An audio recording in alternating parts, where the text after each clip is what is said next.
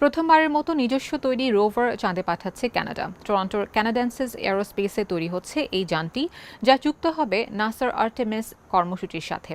এই অভিযানের লক্ষ্য চাঁদে টেকসই মানব উপস্থিতি তৈরি করা। রোভারটির অন্যতম দায়িত্ব হবে পানির অস্তিত্ব খোঁজা ও রেডিয়েশন মাপা। আর এর মূল চ্যালেঞ্জ হতে যাচ্ছে একাধিক চন্দ্ররাত্রি টিকে থাকা।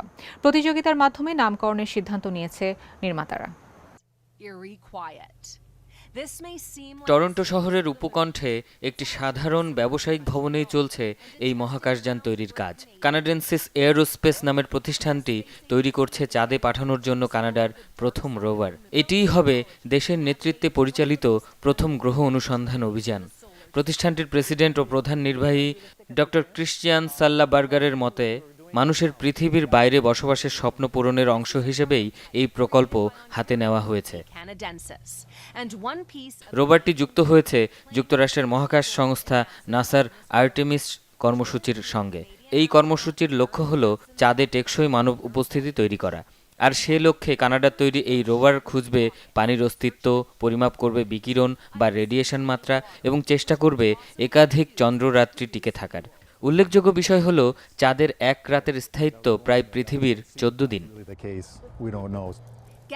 এখনও নামকরণ হয়নি রোভারটির। কানাডিয়ান স্পেস এজেন্সি অনলাইনে নাম বাছাই প্রতিযোগিতা আয়োজন করেছে। শেষ পর্যন্ত বিজয়ী নাম ঘোষণা করা হবে পরবর্তীতে।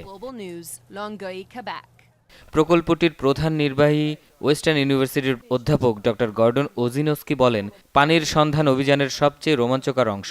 60 ও 70-এর দশকের অ্যাপোলো মিশনের পর দীর্ঘ দিন ধরে মনে করা হতো চাঁদ সম্পূর্ণ শুষ্ক।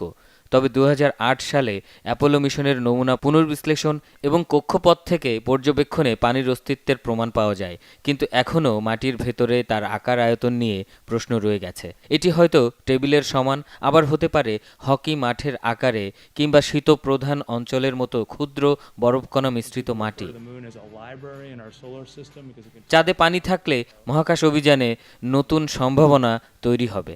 পানি শুধু জীবনধারণেই নয়, এর অণু ভেঙে পাওয়া যাবে রকেট জ্বালানি হিসেবে ব্যবহৃত হাইড্রোজেন। ফলে ভবিষ্যতে চাঁদ হয়ে উঠতে পারে মহাকাশযানের জন্য এক ধরনের জ্বালানি কেন্দ্র। প্রায় 35 কেজি ওজনের এই রোভার 2029 সালের আগে চাঁদে পাঠানো হবে না।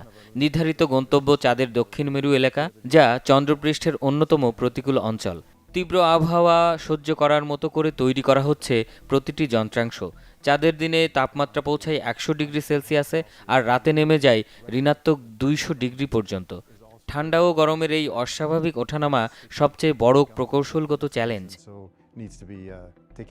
এর পাশাপাশি আরেকটি জটিলতা হল চন্দ্রপৃষ্ঠের ধূলিকণা বা রেগুলিথ। পৃথিবীর মাটি ক্ষয়প্রাপ্ত হয়ে গোলাকার হলেও চাঁদের মাটি খাঁজকাটা ধারালো। এটি অনেকটা ভেলক্রোর মতো লেগে যায়, ফলে যন্ত্রাংশ অচল হয়ে পড়তে পারে। রোভারের চাকা নকশা করার সময় এই বিষয়টি মাথায় রাখতে হচ্ছে প্রকৌশলীদের। কানাডার মহাকাশ অভিযানে অবদান নতুন নয়।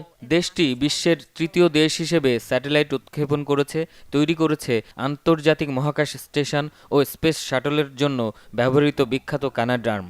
এছাড়া মহাকাশচারী ক্রিস হ্যাডফিল্ড ও জেরেমি হ্যানসেন কানাডাকে আন্তর্জাতিক পরিমণ্ডলে বিশেষ পরিচিতি এনে দিয়েছেন। জেরেমি হ্যানসেন আসন্ন আর্টেমিস 2 মিশনে চাঁদের কক্ষপথে ভ্রমণ করবেন। 2019 সালে আনুষ্ঠানিকভাবে চাঁদে রোভার পাঠানোর পরিকল্পনা নেয় কানাডা। এরপর 2022 সালে কানাডেন্সিসকে দেওয়া হয় 43 মিলিয়ন কানাডিয়ান ডলারের চুক্তি।